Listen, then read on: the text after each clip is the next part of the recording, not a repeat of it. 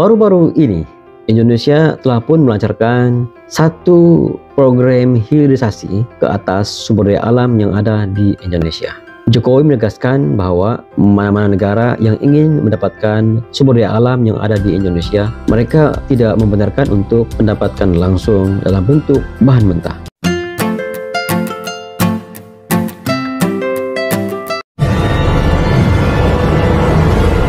Razli Studio.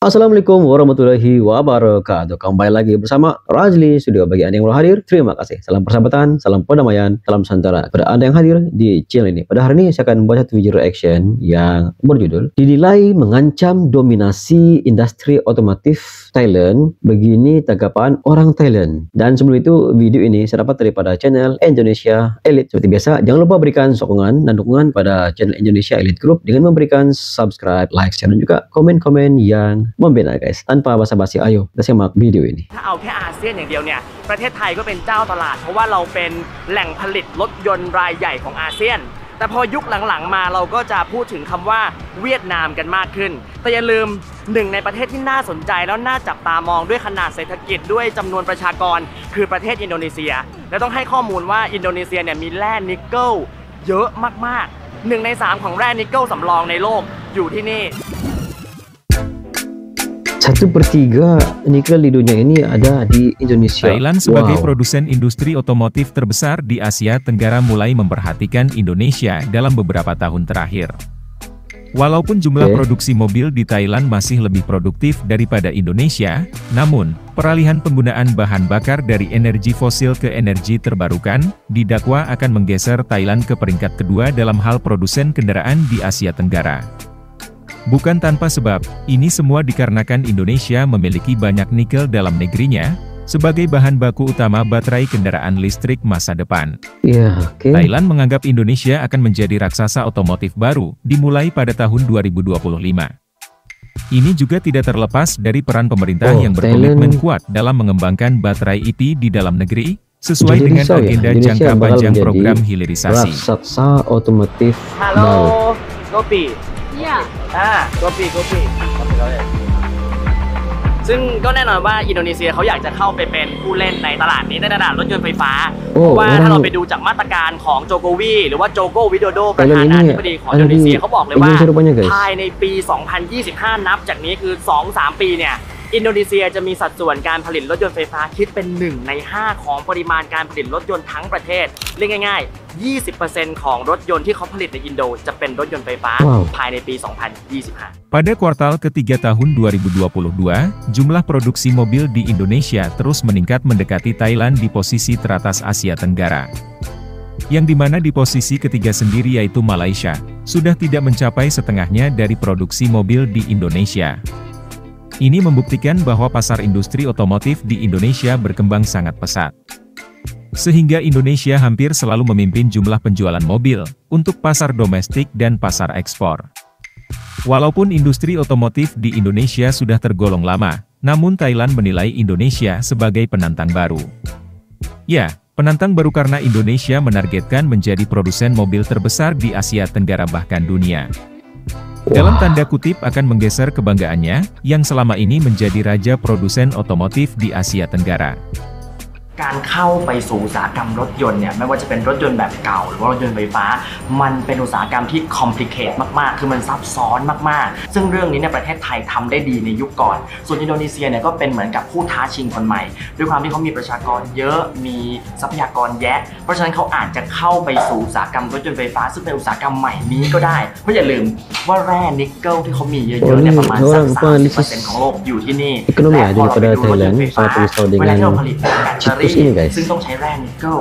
เกือบครึ่งของต้นทุนรถยนต์ไฟฟ้ามาจากแบตเตอรี่และแบตเตอรี่มีนิกเกิลเป็นส่วนสำคัญเพราะฉะนั้นทั้งหมดมันตอบโจทย์หมดเลยว่าอินโดนีเซียอาจจะเป็นที่เป็นอนาคตของรถยนต์ไฟฟ้าก็เป็นไปได้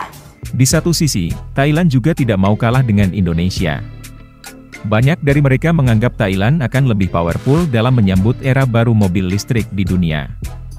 Walaupun statement seperti itu sebenarnya merupakan bentuk dari kekhawatiran terhadap Indonesia yang berkomitmen melakukan transformasi kendaraan listrik. ยังไงประเทศไทยก็เป็นคลัสเตอร์เป็นฮับของทางด้าน EV ค่ะและอย่างที่เรียนว่าเราไม่ได้มองแค่ Southeast Asia หรือว่าฮับระดับโลกเลยเช่นกัน หรือว่าอย่างคนในวงการรถยนต์ไฟฟ้าไทยเองก็ออกมาบอกเลยว่าถ้าเปรียบเทียบไทยกับอินโดนีเซียเรื่องของ EV เนี่ยเราไม่ได้แย่กว่าเขาเลย population ของรถยนต์ไฟฟ้าในบ้านเราเนี่ยจะเติบโตเร็วกว่าอินโดนีเซียมากถึงแม้ว่าบ้านเราเนี่ยอาจจะไม่ได้มี natural resource ในเรื่องของ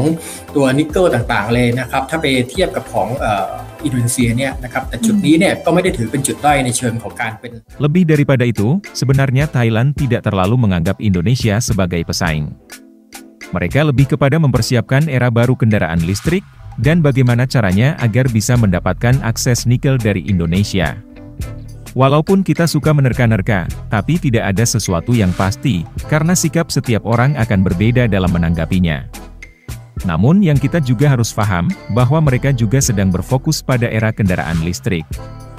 Di mana perang akan segera dimulai, dan Indonesia adalah salah satu pemain utama yang ada di dalamnya. Jika ada yang perlu ditambahkan, bisa teman-teman tulis di kolom komentar. Sekian dulu video dari kami, silahkan dukung kami dengan like, komen dan subscribe. Guna mengembangkan channel ini, untuk memberikan informasi lebih tentang negara tercinta kita Indonesia. Terima kasih dan sampai jumpa di video menarik berikutnya. คือแบบนี้นะเราจะวิเคราะห์เราจะคาดการณ์กันไปยังไงก็ได้เพราะว่าสุดท้ายแล้วใครที่จะมาเป็นผู้แพ้ผู้ชนะเนี่ยมันมีอีกหลายปัจจัยที่เราต้องไปตามกันต่อเพราะว่า the war has just begun สงคราม EV ในภูมิภาคนี้มันเพิ่งเริ่มต้นขึ้นอย่างจริงจัง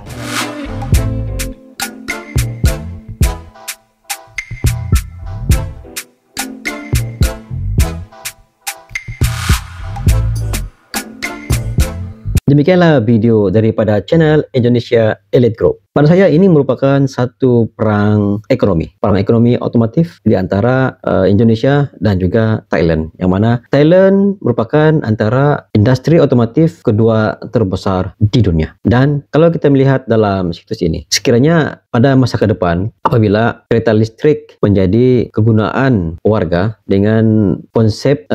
mengurangkan pencemaran udara, jadi kereta listrik bakal menyerajui pasaran dunia. Satu perkara yang menjadi kelebihan kepada Indonesia dengan bahan mentah yang dia miliki, yaitu nikel. Nikel merupakan sumber yang sangat berharga, sangat penting dengan perkembangan era teknologi pada ketika ini. Pengamat ekonomi industri otomotif Thailand begitu risau dengan situasi pada ketika ini, yang mana Thailand coba berusaha untuk meningkatkan level otomotifnya daripada biasa kepada listrik, dan ini menjadi satu tamparan kepada pemain industri di Thailand, karena apabila peralihan demi peralihan berlaku dan apabila manusia lebih menyukai kereta listrik berbanding kereta yang biasa pada ketika ini menjadi tamparan hebat karena sumber daya alam yang mereka miliki tidak ada di Thailand, malahan ada di Indonesia. Dan Indonesia juga pada ketika ini antara pemain industri dalam bidang otomotif yang sangat besar sekali, dan pengaruhnya begitu lumayan